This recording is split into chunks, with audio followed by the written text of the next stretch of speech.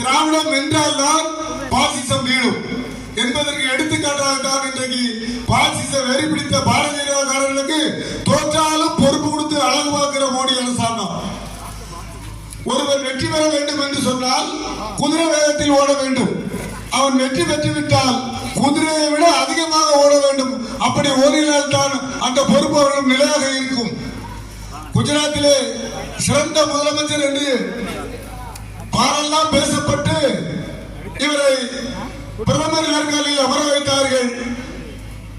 அது ஒரு கனாக்காலம். ஏதோ கதிராஜாவை ஒழித்து வைத்த மக்கள் அந்த மோடியை பிரதமராக்கினார்கள்.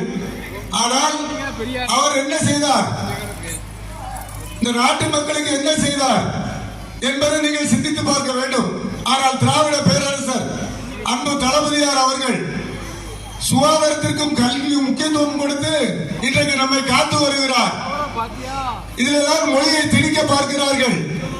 படிப்பிற்கு என்ன தேவை? அறிவியல் தேவை, கணிதம் தேவை. ஆனால் மொழி தேவையா? மொழியை படித்தால் வாழ முடியாது. அறிவியலை படித்தால் வாழலாம், ஆங்கிலத்தை படித்தால் வாழலாம், கணிதத்தை படித்தால் வாழலாம். ஆக மொத்தத்தில் படித்தால் வாழலாம் என்றால் அது அறிவியல் விஞ்ஞானம். அந்த விஞ்ஞானத்தை தான் பகுத்தறிவு சொல்கிறது. அதைத்தான் தந்தை பெரியார் அவர்கள் அந்த பகுத்தறிவை நம் மீது திணித்தார்கள். மூட நம்பிக்கை ஒழிய வேண்டும், அறிவியல் வளர வேண்டும். அந்த அறிவியல் வளர்ந்தால்தான் ஆதிக்க இந்தி ஒழிக்கப்படும் என்று அந்த பகுத்தறிவு போல தந்தை பெரியார் விதைத்த மண் தான் இன்றைக்கு மேலோங்கி இருக்கிறது. இறந்த பிறகும் பெரியாரை ஏசுவது ஒரு கூட்டம், இறந்த பிறகும் தலைவர் கலைஞரை ஏசுகிறது ஒரு கூட்டம் என்று சொன்னால் அவர்கள் விதைத்த விதைதான் நாம் அனைவரும் இன்றைக்கு ஒற்றுமையாக இருக்கின்றோம். அதற்கு எடுத்துக்காட்டுதான் திராவிட பேரரசர் அன்பு தளபதியார் அவர்கள். அனைவருக்கும் எல்லோருக்கும் எல்லாம் என்ற ஒரே நோக்கத்தோடு சமமாக ஆட்சி நடத்துகின்ற திராவிட பேரரசர் அவர்கள் இருக்கும் வரை, தமிழக முதல்வராக இருக்கும் வரை இந்திக்கு இங்கு இடமில்லை. போராட்டங்கள் தோற்றதாக வரலாறு இல்லை.